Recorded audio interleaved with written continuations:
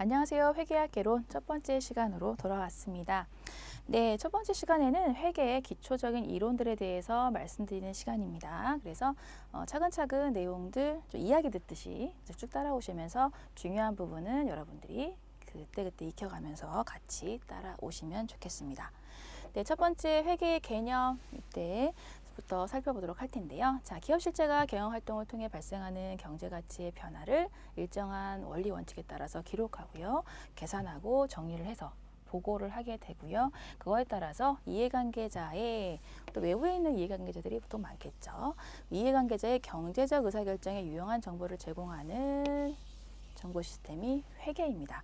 그래서 이런 것들 일단 개념적인 부분은 이 정도 유용한 정보를 제공하고자 합니다라는 거가 이제 포인트라고 생각하셔서 회계의 개념은 그 정도로 정리하시면 되겠고요. 자, 회계의 내부적 기능으로서는 자, 수탁 책임 보고 기능이 있는데 어려운 얘기는 아니고요. 그런 것들이죠. 그 예전에는 자본을 가진 사람이 이제 회사의 경영자가 됐는데 요새는 그 대표이사 이사진이 대표이사를 하나 선출하고 그 사람에게 경영을 대리해서 맡기는, 수탁해서 맡기는 이런 것들이 대부분이죠, 요새는. 그래서 대표이사가 경영을 잘 했니, 잘 못했니? 라는 부분에 대해서 판단할 수 있게끔 하는 게 회계의 내부적 기능이 된다라는 게 수탁 책임의 보고 간 기능이라고 보시면 되겠고요. 그리고 두 번째로 경제적 자원의 배분 기능인데요. 요거는 좀 경제학적인 약간 그런 측면에서 이해를 하시면 되겠는데, 자, 그런 거죠. 경제적 자원, 그러니까 자원이 무한하진 않잖아요. 그래서 경제적 자원, 유한한 자원을 갖게 되어 있는데 무한하진 않으니까. 그래서 이런 회계에 있는 보고된 정보를 통해서 외부에 있는 예를 들어서 뭐 우리에게 뭐 기업에 투자하고자 하는 투자자들이나 이런 사람들이 있을 수 있겠죠. 그런 사람들이 그 사람들 돈이 무한정 있지는 않잖아요. 그랬을 경우에 회계 통해서 이렇게 뭐 재무제표나 이런 것들을 보고된 정보를 가지고서 이 회사 좀 투자할 만하네라는 것들에 대해서 의사결정을 하게 된다라는 부분입니다. 그래서 투자자들의 유한한 자원을 요런 정보, 회계에 기록된 정보들을 통해서 내가 투자하게끔 하는 것, 배분하게끔 하는 기능을 한다라고 보시면 돼요. 이게 경제학적 측면에서의 얘기다라고 보시면 되겠습니다. 그래서 회계의 개념은 뭐 그렇다라는 것 정도만 해서 알아두시면 되겠고요. 두 번째, 단식 부기와 복식 부기 부분으로 해서 차이점만 잠깐 보도록 하면, 자, 단식 부기 같은 경우는 재산 상태의 변화 중 일부를 간편하게 기록하는 부분입니다. 그래서 뭐 가계부나 용돈 기입장 이런 것들이 단식 부기라고 생각하시면 돼요. 뭐 예를 들면 이런 거죠. 사무용품 몇 월 며칠 날 1월 1일 날 사무용품 구입함 뭐 이런 식으로 얼마 뭐 이런 것들이 단식후기예요. 간단하게 기록하는 거. 용돈기 입장이나 뭐 그런 가계부처럼. 그러다 보니까 사무용품 얼마 구입했다. 근데 이거를 신용카드로 구입했는지 현금으로 구입했는지 이런 것들에 대한 정보도 없어요. 그렇기 때문에 약간 좀 특징이 이런 재무 상태나 이런 것들에 대해서 파악이 좀 불완전하다라는 부분들이 있고요. 그리고 자가 검증 기능이 없어요. 내가 그냥 이때 좀 약간 졸렸어요. 그래서 100원 구입했는데 200원 써놨어요. 나중에 몰라요. 그런 거죠. 자가 검증 기능이 좀 부족하고 조금은 불완전한 정보를 제공한다라는 것이 단식 부기가 됩니다. 그래서 우리는 복식 부기를 통해서 회계 기록을 하게 되는데요. 자, 요거는 회계 원칙에 따라서 모든 재산과 자본의 증감을 기록을 하게 된다라는 부분입니다. 그래서 사무용품을 구입했다라는 것 하나로도 복식 부기는 예를 들면 이렇게 표기되죠. 1월 1일 사무용품. 그래서 회계 원칙에 따라서 그래서 사무용품이라고 쓰지 않고요. 차변의 소모품 얼마입니다. 대변에 현금이 얼마 나갔습니다. 이런 식으로 어떠한 원칙에 따라서 일정한 계정 과목을 가지고 기록을 하게 됩니다. 그리고 차변, 대변이 서로 맞도록 이렇게 대차 평균의 원리에 따라서 복식부기는 이런 식으로 기록을 하게 된다라는 부분이고요. 이렇기 때문에 자가 검증 기능이 있어요. 소모품을 얼마 현금으로 얼마 샀구나. 그리고 금액이 일치가 돼야지 되는데 이게 뭐 200원으로 써 있었습니다. 그러면 틀리게 썼네? 이렇게 할 수 있는 거죠. 그래서 검증할 수 있다는 부분이고요. 그리고 모든 재산과 자본의 증감 변화에 대해서도 표현이 가능합니다. 일정한 계정 과목을 가지고 그런 것들. 그러다 보니까 재무 상태랑 경영 성과도 이제 온전하게 완전하게 파악할 수 있다라는 것들이죠. 그래서 우리는 회계 기록할 때 복식 부기의 원칙에 따라서 대차 평균의 원리에 따라서 기록을 하게 된다라는 것. 그래서 단식 부기와 복식 부기는 그 정도 파악해 주시면 되겠고요. 자, 이제 세 번째 있는 재무회계와 관리회계 이 부분인데요. 자, 재무회계는 보통 외부의 정보 이용자들에게 보고가 되는 부분들이 많기 때문에 기업 외부의 외부 이용자들에게 많이 정보가 보고되는 게 재무회계라고 보시면 되겠고요. 관리회계 같은 경우는 원가가 보통 많이 차지합니다. 뭐 자본회계 이런 것도 있지만 원가회계가 많이 차지하는 부분이고요. 이런 것들은 내부 이용자들이 보통 많이 이용을 해요. 그래서 뭐 이 정도에서 비교점으로 해서 여러분들이 계속 숙지해 주시면 되겠고요. 자, 외부 이용자에게 보고가 되려면 내 마음대로 작성하면 안 되겠죠. 그래서 일정한 회계 기준에 따라서 회계 원칙에 따라서 작성이 됩니다라는 게 작성 기준에 대한 내용이 되겠습니다. 그래서 회계 기준에 따라서 이제 작성이 돼야 되겠고요. 그래야 외부 이용자가 같은 정보를 받을 수 있잖아요. 그런데 관리회계 같은 경우는 일정 회계 기준에 따라 할 필요가 없어요. 경영자분이 보기 편하게 원가 자료 좀 갖고 와보렴 하면은 그분이 보기 편한 형식으로 제공을 하면 됩니다. 그래서 회계 기준 이런 거 필요 없어요. 일정한 양식 없습니다. 자, 보고 형식 같은 경우도 이제 재무제표를 통한 일정한 양식으로 보고가 돼야지 외부 이용자들이 요거를 정보를 파악할 수가 있고요. 그리고 관리에게는 일정한 양식 없어요. 동일합니다. 네, 그리고 정보 특성은요. 아무래도 외부 이용자들에게 유용한 정보를 제공하기 위해서는 화폐적인 정보가 기존에 있었던 그 화폐 정보가 들어가야 되기 때문에 과거지향적인 정보가 많이 들어가요. 내 추정이 많이 들어가게 되면은 그 정보가 유용한 정보가 되기 좀 힘들겠죠. 그렇기 때문에 과거 정보를 가지고 있다라는 것에서 과거지향적인 성격을 갖고 있고요. 그리고 자, 왜 관리회계 같은 경우는 원가 이런 것들인데 원가계 같은 것들인데 이런 것들은 이제 내부 이용자가 이제 경영자 대표자분이 원가 정보 좀 갖고 와보렴 했을 때 원가 비교 좀 해봐. A 원재료 원가, B 원재료 원가를 좀 비교해서 좀 미래에 어떻게 좀 바꿔보자. 이런 식으로 해서 원가를 줄여보자. 이런 식의 형식이죠. 그렇기 때문에 얘는 미래지향적인 성격이 더 강해요. 그렇다라는 거고요. 자, 회계 목적은 이제 외부 이용자들이 회사에 기업에 투자하게끔 하기 위한 그리고 유용한 정보를 제공하기 위함이다라는 거고요. 그리고 목적, 요거는 경영 관리적인 측면에서 유용한 정보를 제공한다라는 부분에서 관리회계다 보시면 되겠습니다. 그래서 재무회계와 관리회계는 이렇게 해서 비교되는 형식으로 그렇다 정도로 봐주시면 되겠습니다. 네, 그리고 재무보고를 위한 개념 체계 부분인데요. 이제 여기서부터가 이제 본격적으로 중요한 내용이 되겠어요. 자, 일반 목적 재무보고의 목적 그리고 한계, 기본 가정 이런 것들이 있는데 하나씩 보도록 하면 자, 표에 있는 거랑 같이 매칭시켜서 보시면 되겠습니다. 일반 목적, 재무보고를 함에 있어서 그런 목적을 가지고 있다라는 부분이고요. 앞서서 계속 말씀드렸듯이 투자자가 기업에 자원을 제공하는 것에 대한 의사결정을 할 때 보고기업에 유용한 재무제 정보를 제공하는 것을 목적으로 합니다. 그래서 유용한 정보를 제공하는 게 재무보고의 가장 큰 목적이에요. 유용한 정보 제공, 별표까지는 그렇고 유용한 정보를 외부 이용자에게 제공한다라는 게 일반 목적 재무보고의 목적이 됩니다. 네, 그리고 일반 목적 재무보고에 한계가 있습니다. 이런 목적을 가지고서 이제 재무보고가 되는데 이런 것들이 이제 어떤 한계점을 가지고 있다라는 부분인데요. 자, 현재 및 잠재적 투자자나 대여자, 기타 채권자가 필요로 하는 모든 정보를 제공하지는 않고요. 제공할 수도 없어요. 왜냐하면은 재무제표라는 일정한 양식에 의해서 보고가 되지만 이게 특정한 투자자들에게 정말 딱 커스터마이징된 딱 이렇게 뭐 맞춤 형식으로 되어서 보고가 될 수는 없는 부분이거든요. 그렇기 때문에 모든 정보를 제공할 수는 없어요.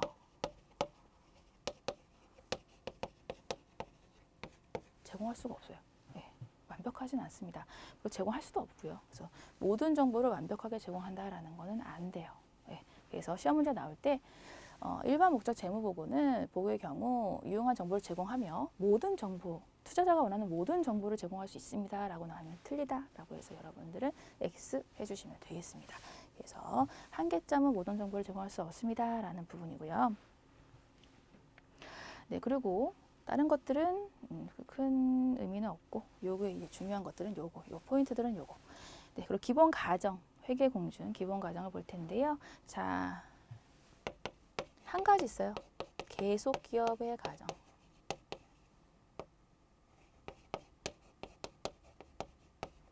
그래서 계속 기업의 가정을 기본 가정으로 하고 있습니다. 그래서 뭐 예를 들면 청산할 것을 가정으로 해서 일반 목적 재무 보고가 작성이 됩니다라고 하면 틀려요. 청산을 가정하지 않습니다. 계속 기업을 가정하고 있다라는 거 포인트 잘 알아두시면 되겠습니다. 그리고 이런 비고 쪽 잠깐 보시면요. 계속 기업의 가정에 근거한 회계 처리 방법 이런 것들이 있는데 이건 뭐 뒤에 가서 계속 말씀을 드리게 될 부분이지만 뭐 간단하게 보면은 기업이 계속 망하지 않을 거라는 전제하에 계속 갈 거라는 그런 계속 기업 가정 하에서 봤을 때 이런 발생주의 회계 처리 같은 게 일어날 수가 있고요. 그래서 수익이 아직 수익이 이자 수익이 발생한 예를 들면 이자 수익이 발생한 거가 아직 내가 현금으로 수취를 하지 않았어요. 그래도 내년에도 내가 이 기업이 계속 할 거잖아요. 그러니까 그걸 미수 수익으로 잡는다던가 이런 결산 수정 분괴가 일어나는 것들이 이런 발생주의 회계 이런 것들과 관련이 있고 그리고 감가상각 같은 경우도 뭐 5년에 걸쳐서 10년에 걸쳐서 뭐 건물을 감가상각하거나 이런 것들도 계속 기업이 계속될 거라는 가정하에서 감가상각 비용을 합리적으로 배분하는 거죠. 내용 연수에 따라서. 그래서 이런 계속 기업의 가정이 있기 때문에 회계에서 보통 얘기하는 그 발생주의 회계 원칙에 따른 뭐 결산 수정 분괴라든가 감가상각 이런 것들이 일어나게 된다라고 보시면 되겠습니다. 그래서 그 정도 여기서는 포인트 되는 거는 이 정도로 여러분들이 파악해 주시면 되겠고요.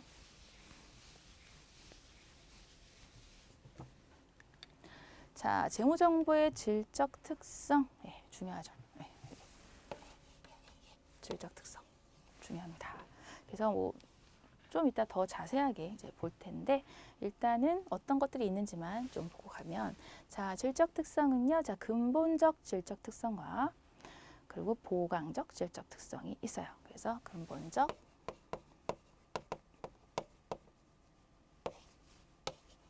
보강적 질적 특성 이렇게 있습니다. 그래서 근본적 질적 특성에는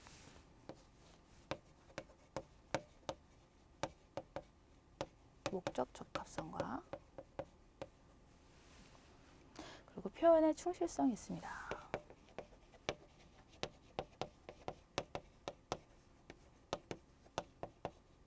일단 분류만 딱 해볼게요. 어떤 것들이 있는지. 그리고 보강적 질적 특성에는 자, 비검적이 이렇게 외우시면 되는데 비교 가능성, 적시성, 비검적이니까 검증 가능성, 적시성, 이해 가능성. 그래서 비검적이 이렇게 근본적 질적 특성은 목충 이런 식으로 외워주시면 되죠. 목충, 네, 비검적이 이렇게 외워주시면 이렇게 편한 대로 외우시면 되고요. 이렇게 질적 특성은 두 가지로 나눠져 있다라는 부분입니다. 그리고 목적 적합성 안에는 또 세부적인 사항들이 있는데 예측가치, 확인가치, 중요성 이렇게 있고요. 표현의 충실성에는 완전한 서술, 중립적인 서술, 오류 없는 서술 이게 표현의 충실성 안에 있는 또 세부 사항들이 됩니다. 그래서 일단은 분류만 해놓으시면 되고요. 뒤에 또 자세히 말씀드릴게요. 자, 그래서 시험 문제 나올 때는 이렇게 나오는 경우가 있어요. 그래서 재무정보의 질적 특성 중에 근본적 질적 특성에 해당하지 않는 것은 무엇인가요? 라고 하면서 이렇게 나오거나 이런 식으로 분류값을 찾아라 라는 것들이 나오니까 우선 어떤 것들이 있는지 어디에 해당되는지만 일단 눈으로 좀 익혀두시고 세부 내용은 뒤에 가서 다시 해보도록 하겠습니다. 네, 그리고 포괄적 제약 요인 같은 경우는요. 원가 그리고 원가에 대한 부분인데요. 이런 것들, 재무정보 이런 것들을 작성함에 있어서 비용이 너무 많이 들어가는 경우는 이거는 안 되겠죠. 그래서 원가를 생각해라 라는 부분이죠. 원가가 너무 많이 들면은 그거는 배보다 배꼽이 더 큰 거니까. 그래서 원가를 생각해라 라는 부분입니다. 효익을 잘 생각하라 라는 부분이고요. 재무제표의 요소 부분인데요. 자, 재무제표 요소는 재무정보, 재무상태, 재무정보를 제공하는 재무상태에 대해서 보고하는 재무제표 작성하는 게 있고요. 크게 나눠서 그리고 경영성과, 성과 부분을 나눠서 이런 식으로 재무제표의 좀 큰 요소, 일단 두 가지를 따지면 이런 요소에 따라서 작성이 됩니다. 그래서 재무상태 같은 경우는 재무적인 상태에 대해서 나타나는 거기 때문에 자산, 부채, 자본에 대한 내용이 되고요. 경영성과는 수익과 비용 측면으로 해서 이제 이익이 얼마나 났는지 이런 것들에 대한 것들이 경영성과에 해당되는 내용이 되겠죠. 그래서 간략하게 일단 표에 대한 내용은 이렇게 정리를 해봤고요. 이제 세부적으로 내용을 좀 들어가 보도록 하겠습니다. 질적 특성부터 들어가 보도록 하겠습니다. 네, 질적 특성으로서 첫 번째 근본적인 질적 특성, 앞서 얘기했던 목충, 그래서 목적 적합성과 표현의 충실성 이렇게 있는데요. 자, 목적 적합성 여기도 중요해요. 이번 시험 문제 그냥 거의 매회 나온다고 생각하시면 돼요. 네, 첫 번째, 자, 목적 적합성은요. 자, 정보 이용자의 의사 결정 목적과 관련성이 있어야 한다라는 부분이고, 그런 목적 적합한 정보를 위해서 뭐 공정 가치 같은 거를 가지고 역사적 원가주의가 아닌 그 취득 원가뿐만이 아니라 공정 가치, 현재 시장 가치를 좀 따지거나 이런 정보도 좀 제공해야 된다라는 뭐 그런 것들이 또 해당이 좀 되는데요. 여튼 기본적인 내용부터 보시면 자, 예측 가치, 확인 가치, 중요성 이렇게 있습니다. 그래서 예측 가치, 확인 가치, 중요성 세 가지가 세부적인 요소가 되겠어요. 피드백 가치라고도 하고요. 그리고 중요성.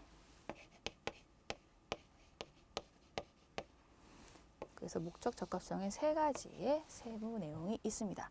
그래서 예측 가치 같은 경우는요. 자, 정보 이용자가 기업 실체와 관련해서 과거, 현재, 미래 사건을 평가하는 데 도움이 제공하는 게 예측 가치가 되는 부분이에요. 그래서 예를 들면은 뭐 이런 거죠. 작년, 재작년 거 자료를 봤더니 재무제표 자료를 봤더니 1분기부터 작년, 재작년이 다 4분기까지 있다 그러면 1, 2, 3분기까지 쭉 이제 올라가는 추세였고 4분기 때는 좀 떨어지는 추세더라.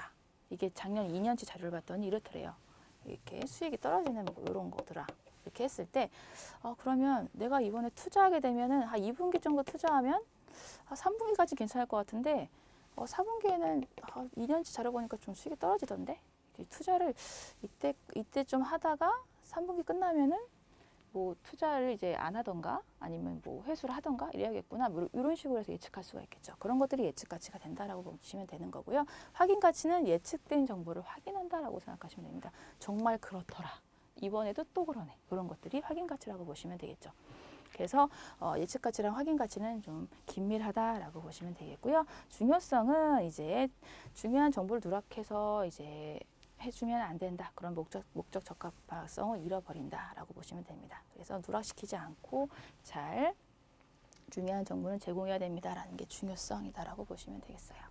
그래서 목적 적합성은 이러한 것들이 있다라는 부분이고 그 표에 있는 것, 네, 여기 있는 내용도 조금 여러분들이 눈에 익혀주시면서 익혀주시면 되겠습니다. 그리고 표현의 충실성 부분인데요. 자, 책 같이 보시면 자, 재무제표는 특정 기업의 경제적 현상을 글과 숫자로 충실하게 표현해야 됩니다. 라는 부분입니다. 그리고 표현되게 될 때요. 자, 서술을 완전하게 서술을 해줘야 하는 부분이 있고, 충실하려면, 표현이 충실하려면, 그리고 중립적으로 편의적인 정보가 아니라 중립적인 서술이 돼야 되겠고, 그리고 오류가 있으면 안 됩니다. 그래서 오류 없는 서술이 필요하다. 그래서 이런 것들을 잘 갖춰야 표현이 충실하게 되었구나 라고 판단하겠다라는 부분이죠. 그래서 요거에 맞게끔 충실하게 표현이 되게끔 재무제표 작성하세요 라는 부분, 이런 것들입니다. 그래서 완전한 서술은 정보 이용자가 서술되는 현상을 이해하는 데 필요한 모든 정보를 다 제공하라 라는 부분입니다. 그리고 편의 없이 내가 어떤 기업에 투자를 좀 받고 싶은 그런 부분들이 있어서 그 기업에 좀 맞는, 그 기업의 입맛에 맞게끔 이렇게 서술하면 안 되고, 모두에게 편의 없이 제공이 돼야 된다라는 부분으로 생각하시면 되겠습니다. 오류도 없어야 되겠고요. 그래서 중요한 것, 근본적 질적 특성이 두 가지 있는 거 반드시 익혀주셔야 되겠습니다. 시험 문제 나올 때는 그래서 여기 있는 하부 내용은 무엇이 있습니까? 라고 물어보기도 하고요. 여기 있는 정보들을 가지고 쭉 나열하면서 목적 적합성에서 어떠한 것에 대한 세부 내역입니까? 맞춰보세요. 이렇게 나오기도 하니까 여기 있는 내용들은 이 표에 있는 내용들 잘 숙지해 주셔야 한다라는 거 잊지 마시고요. 네, 그리고 보관적 질적 특성은 비검적이해서 비교 가능성, 기관별로 아니면 기업 간 비교할 수 있어야 된다라는 겁니다. 비교 가능성. 그리고 검증 가능성 부분. 그래서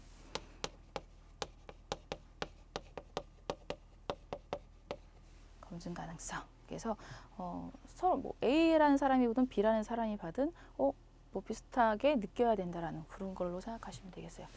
그래서 검증 가능성 그런 거고요. 그리고 적시에 재무 정보를 이용할 수 있게끔 해야 된다라는 부분, 이해 가능성.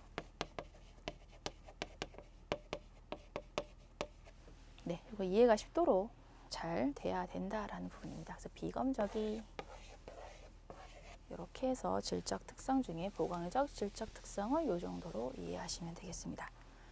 네, 그리고 재무제표의 요소 부분인데요. 자, 재무제표에서 가장 중점이 되는 건 재무상태, 그리고 성과, 이렇게 두 가지로 보통 나눠져 있고요. 재무상태를 나타내는 거는 재무상태표입니다.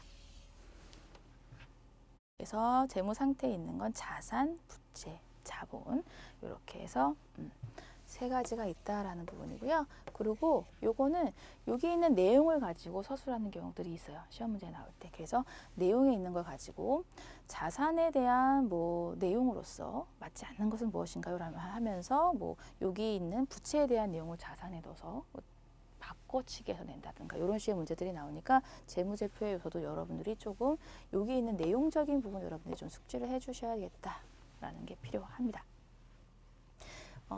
중요한 부분만 볼게요. 자산 같은 경우는요. 자, 과거 사건의 결과를 통제하고 있고 미래 경제적 효익에 유입이 기대되는 자원.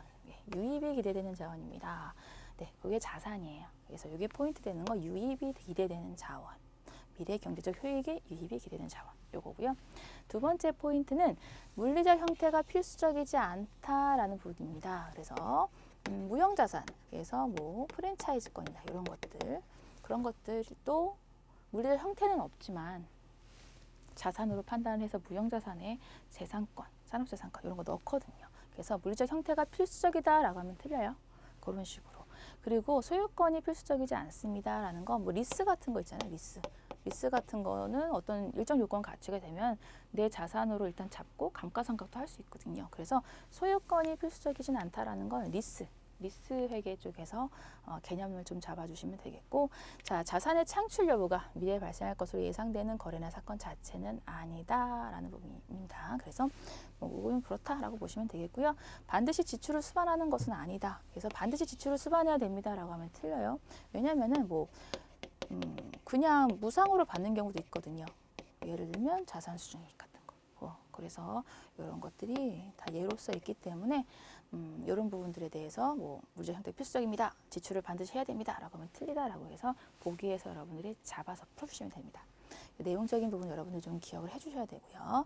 부채, 과거 사건의 결과 미래 경제적 효익이 유출됨으로써 이거는 미래 경제적 효율이 유출, 자산은 유입될 거고요.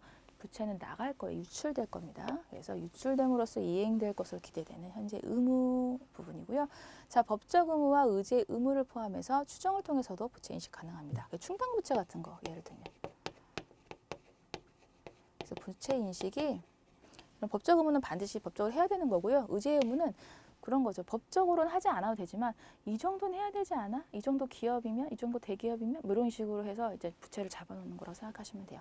그래서 그런 걸 의제 의무라고 생각하시면 되는 겁니다. 그래서 그 추정을 통해서도 부채 인식이 가능합니다. 시험 문제 나올 때 추정을 통해서 부채 인식을 하면 안 된다. 아니면 의제 의무는 포함할 필요 없다. 이렇게 나오면 틀리다. 이런 식으로 해서 캐치하셔서 풀어주시면 되겠어요. 네, 그리고 자본은요, 자산에서 부채를 차감한 후에 자녀 지분으로 해서 순자산이라고도 얘기를 해요. 순자산이라고도 얘기를 하고요. 그리고 주식의 시가총액, 순자산을 나눠 처분하거나 뭐 기업 전체 처분할 때 받을 수 있는 대가 일치하지 않는 것이 일반적이다. 이제 뭐 주식 같은 것도 이제 시가가 매달 달라지잖아요. 그렇기 때문에 공정가치랑 다르다라는 부분에서 그런 대가랑 반드시 순자산이 그런 대가 일치하지 않을 수 있다라고 보시면 되겠습니다. 그래서 개념적인 것만 보시면 되고 자산 부채 쪽에 여기 있는 것들이 좀 문제에 장난치는 형식으로 좀 나오는 부분이 더 많으니까 자산 부채에 대한 기본적인 사항들 숙지해 주시면 좋겠습니다. 네, 성과 이제 재무 상태를 봤고요. 이제 성과 부분 이게 기업을 운영하면서 이제 성과에 대한 거를 이제 무시할 수 없죠. 그래서 성과 이거는 포괄손익 계산서상에 나타난다라는 부분입니다. 그래서 포괄이익에서 이거는 자본거래 그러니까 뭐 주식 이런 쪽 자본거래 이런 거를 제외한 것들에 대해서 포괄손익계산서에 계산이 된다라고 보시면 된다라는 부분이고요. 이거는 이제 경제적 효益증가하는 건 수익이고 경제적 효익이 감소하는 건 비용이다라는 부분입니다. 그리고 이제 주식, 지분, 자본거래나 뭐 지분 참여자 이런 주식 거래는 해당되지 않는 그 성과에 대해서 포괄손익계산서에 이게 표현이 된다라고 보시면 되겠어요. 그래서 이거는 간단하게 보시면 되고요. 자, 이제 재무제표 요소의 인식인데요. 자, 요거는 책 내용 보면서 잠깐 보시면 자, 인식하는 부분에 있어서 재무제표 요소의 정의에 부합을 하고 인식 기준에 충족하는 것들에 대해서 반영을 한다라는 거. 그거 내용입니다. 별거 없고요. 두 번째, 이런 인식 기준인데요. 미래 경제적 효익의 발생 가능성 그리고 측정의 신뢰성이 모두 충족이 되어야지 이거를 재무제표 요소로서 인식을 하고 이제 뭐 계산 과목을 통해서 계상을 하게 된다라고 보시면 되겠어요. 그렇다라고 보시면 되겠고요. 자, 네 번째 재무제표 요소의 측정 부분인데요. 이거는 외우실 필요는 없지만 그냥 개념적으로 알고 가시는 게 좀 괜찮아서 그냥 말씀을 드리면 자, 역사적 원가 같은 경우는요. 네. 말 그대로 그냥 취득했을 때 건물 얼마 샀습니다. 뭐 이런 것들, 기계 얼마에 샀습니다. 이런 것들. 그래서 역사적 원가. 그거는 그냥 취득했을 때 원가 기록되는 금액이라고 보시면 되겠습니다. 별거 없고 이제 좀 어려운 말들이 이제 나오죠. 현행 원가라든가 이런 거. 그리고 실현 가능 가치 이런 것들요. 현행 원가부터 보시면 자, 이런 거요. 자산 쪽으로 해서 개념을 정리해 보면 자, 표에 있는 거 동일하거나 동등한 자산을 현재 시점에서 취득할 경우 대가로 지불해야 할 현금 아니면 그 현금성 자산의 금액 그거 이 현행 원가라고 하고 있고요.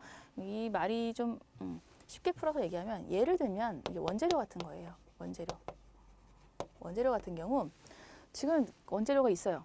재고자산으로 원재료가 있는데 이거를 지금 다른 걸로 대체를 할 때 다른 걸로 똑같은 것을 이 원재료 같은 것을 어떤 걸로 대체를 하거나 뭐 이랬을 때 아니면 바꿀 때 뭐 이렇게 대체할 때 바꿀 때 뭐 같은 이야기죠. 바꿀 때 이게 얼마일까?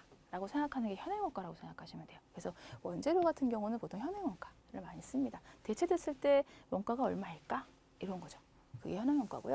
자, 순실현 가능가액, 순실현 가능원가. 자, 책 내용 잠깐 보시면 자, 정상적으로 처분하는 데 수취할 것으로 예상되는 현금이나 현금성 자산의 금액입니다. 다시 얘기하면 팔렸을 때 얘는 대체 바꿨을 때 금액이고요. 순실현 가능 원가는 뭐 원가나 이런 비용 같은 거 좀 제외하고 내가 팔렸을 때 그 실현되는 가치라고 보시면 돼요. 그래서 순실현 가능 가치 실현 가능 원가. 요거는 가능 가치. 그냥 책에 맞출게요. 네, 뭐 같은 말이지만 책에 맞췄을 때 실현 가능 가치 이렇게 맞췄고요. 이건 보통 상품이나 제품 이런 것들이 이게 팔렸을 때 얼마나 받을 수 있을까? 뭐 이런 거. 팔렸을 때 얼마일까? 이게 실현 가능 가치라고 보시면 되겠습니다. 얘는 원재료 같은 거를 바꿨을 때, 대체했을 때 얼마일까? 순실현 가능 가치, 실현 가능 가치는 팔렸을 때 얼마를 받을 수 있을까? 뭐 이런 것들이 실현 가능 가치라고 생각하시면 돼요. 네, 그리고 현재 가치 같은 경우는 현재 가치. 네, 요거는 이제 정상적인 영업 과정에서 자산이 창출될 것으로 기대되는 미래 순현금 유입액의 현재 할인 가치인데요. 요거는 현재 가치를 많이 쓰는 경우는 대표적으로 사채 같은 거 많이 쓰죠. 몇 년 동안 그런 현금 흐름이 있고 원리금을 뭐 3년 뒤에 수령하고 그에 따른 이자가 미래에 쭉쭉 들어올 것이라고 생각되는 그래서 현재 그 시간의 흐름이 중요한 그런 것들 사채. 대표적 사채 이런 걸 생각해 봤을 때 그런 현금 흐름이 중요할 경우에 현금 흐름이 중요한 경우에는 미래 받을 이자랑 원리금을 가지고 지금 내가 장부 금액으로 적기엔 좀 애매해요. 그래서 그런 뭐 이자율이나 시장 이자율이나 이런 것들을 표시 이자율, 시장 이자율 이런 것들을 가지고 현재 가치로서 미래에 들어올 유입될 현금 흐름을 현재 가치로 환산을 해서 장부에 기록을 하게 됩니다. 그래서 그런 것들이 현재 가치예요. 그래서 재무제표 요소를 측정함에 있어서 원가, 장부금액, 취득원가나 뭐 장부가액을 적을 때 이런 것들이 좀 이런 개념들이 좀 수반이 돼서 재무제표 요소의 측정 요소로 이제 계산이 됩니다라고 생각하시면 되겠습니다. 그리고 자본과 자본 유지의 개념 부분인데요. 뭐 이것도 크게 보실 건 없고 보통 우리가 쓰는 부분은 이제 명목 화폐, 명목 재무 자본으로 되어 있는 재무적 자본을 더 많이 씁니다. 시험 문제 나올 때도 재무적 자본 아니면 명목 화폐 자본으로 한 자본 유지 개념에서의 뭐 기말 자본이 얼마인가요? 이렇게 구하라는 형식으로 나와요. 그래서 재무적 자본 쪽으로 해서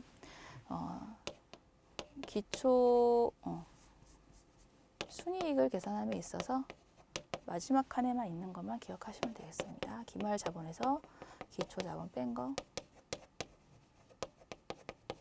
이렇게 해서 재무적 자본에서의 자본 유지 개념으로서 순이익을 구할 땐 이렇게 구합니다라는 마지막 칸 정도만 숙지를 하셔서 시험 문제 대입하셔서 푸시면 되겠습니다. 그리고 실물적 자본 같은 경우는 순이익을 뭐 생산 능력의 증강 정도까지 이런 것들 뭐 그 기업의 뭔가 뭐 조업 능력이 변동된 거든가 아니면 무슨 기업 환경 외부적 환경이 변한 것까지 좀 순이익에 좀 반영을 시킨다. 라고 생각하시면 되는 부분이라서 그 정도 생각하시면 되고요. 우리가 시험 문제나 보통 쓰는 개념은 재무적 자본 개념을 다 많이 쓰고 있으니까 이 정도만 기억하시면 되겠어요. 네, 이렇게 해서 첫 번째 시간에는 이제 네. 그리고 마지막 마지막 장을 마지막 세 번째 회계 원칙입니다. 네. 갭이라고도 얘기하는데요. 회계 원칙 부분. 자, 요거는 일반적으로 인정된 회계 원칙 또는 회계 기준이라고 해서 일반 기업 회계 기준 이렇게 얘기하죠. 네, 그리고 이런 회계 간습 같은 경우는 이제 의의부터 보시면요. 간단하게만 볼게요. 회계의 기본 원칙으로 규정되지는 않았어요. 원칙에 규정되지는 않았지만 기본적으로 전통적으로 회계 실무에서 계속 이렇게 쓰고 있습니다라는 것들을 좀 인정해준다. 수용해준다. 뭐 이런 것들이라고 생각하시면 되겠습니다. 그래서 중요성이나 보수주의나 업종별 관행에 따라서 조금 회계 간습에 따라서 이제 이행되고 있는 것들도 좀 봐준다라고 보시면 되겠어요. 그래서 회계 원칙은 그 정도만 봐주시면 되겠고요. 그리고 우리는 이제 국제회계 기준, 한국채택, IFRS 요 기준으로 해서 우리는 계속 공부를 해 나가야 되기 때문에 요 중요성이 조금은 떨어지는 부분이 있어서 이 부분은 그냥 그렇다라고 보시면 되겠고 우리는 계속 한국채택 국제회계 기준으로 해서 공부를 쭉 해 나갈 겁니다. 네, 그렇게 해서 다음 시간 이번 시간은 마무리하고요. 다음 시간에 조금 더 구체적으로 재무 상태나 경영성과부터 해서 파트 2에서 다시 만나 뵙도록 하겠습니다. 수고 많으셨습니다. 감사합니다.